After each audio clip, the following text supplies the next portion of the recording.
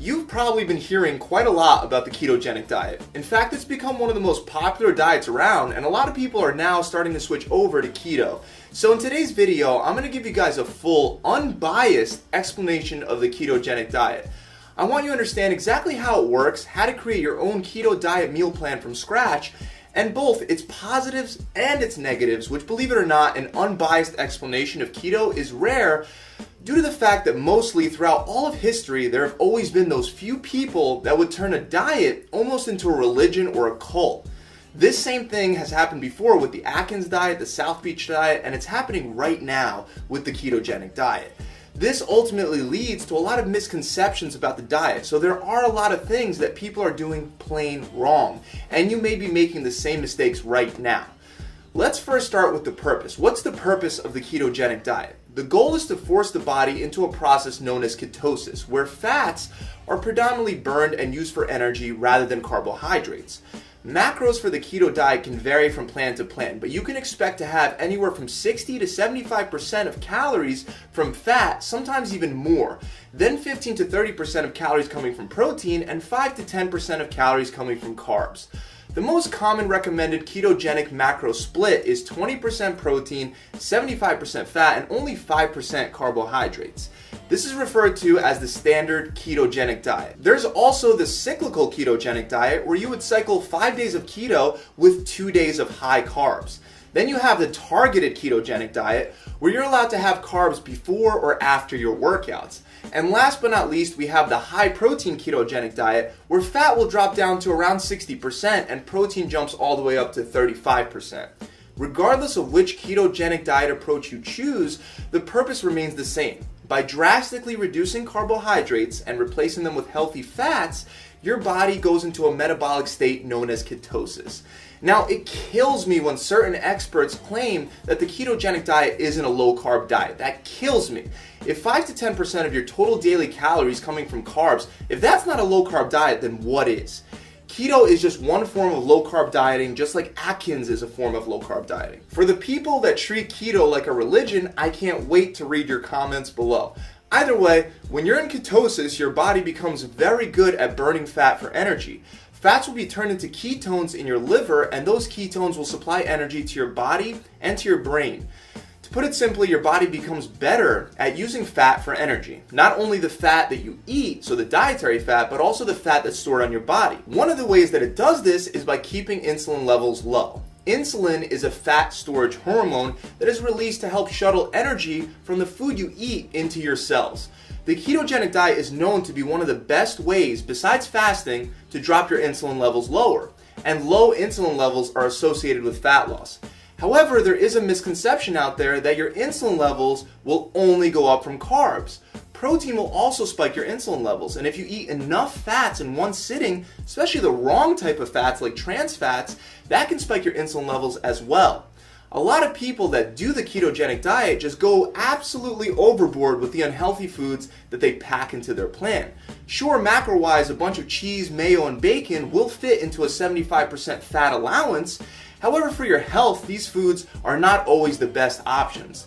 Again, occasionally having foods like this as a treat on the keto diet, that's perfectly fine. However, from day to day, your 75% fat allowance is meant to be used on healthy sources of fat, such as avocados, coconut oil, whole eggs, olive oil, grass-fed butter, nuts and seeds, and fat found in unprocessed meats such as beef, buffalo, salmon, chicken, thighs, ground pork, or ground turkey. And that's just me going through a few of the sources. Sources of fat with oleic acid have been shown to be really effective at dropping insulin levels as well. You'll find oleic acid in olive oil and avocados, as well in many other sources. Due to the fact that this diet is so high in fat and moderately high in protein, it's very easy to feel full on this plan. This is one of the reasons why many people say that they don't even have to count calories when they're on keto. There are many studies that demonstrate that you can lose weight faster on a high-fat, low-carb ketogenic diet than you can on a calorie-restricted, low-fat diet. However, just keep in mind for yourself that weight isn't necessarily body fat. Carbohydrates aren't called carbohydrates for no reason. Carbo means carbon and hydrate means water. It's a combination of hydrogen and oxygen. When you get rid of carbohydrates, your body will lose a lot of water weight. But let's be real, everybody that's doing the keto diet is trying to lose body fat, right? Not water weight. Now, I'm not saying that keto isn't a great method to lose body fat, but I'm not entirely convinced that it's better than other diet plans at getting people to lose fat. Still, the keto diet does come with a lot of benefits. In fact, right now it's used to treat certain cases of cancer, heart disease, Alzheimer's, epilepsy, Parkinson's, and even acne. With the low carb intake allowance, there are certain foods that you're going to have to totally avoid.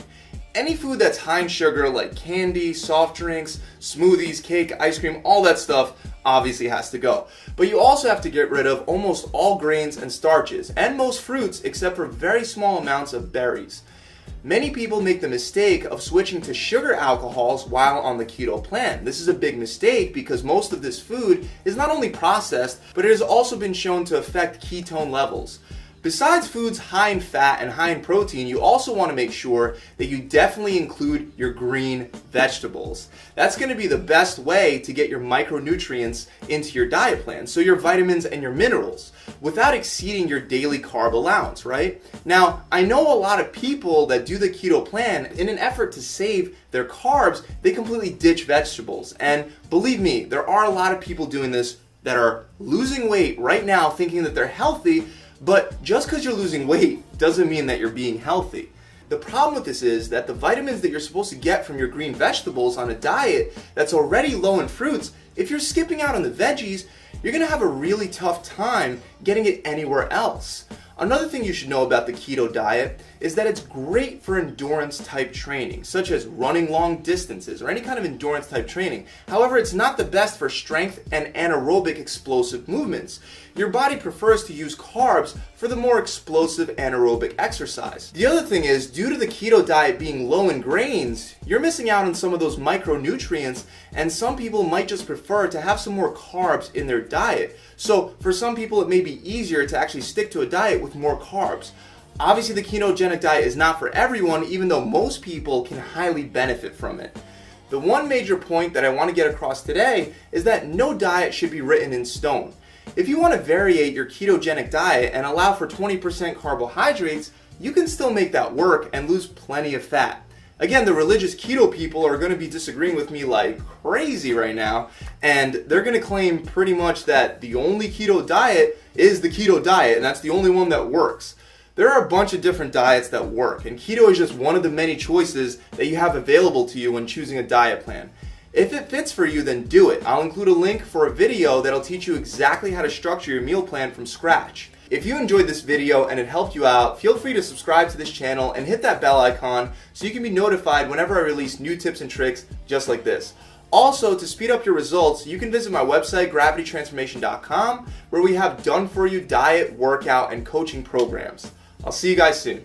Pump it.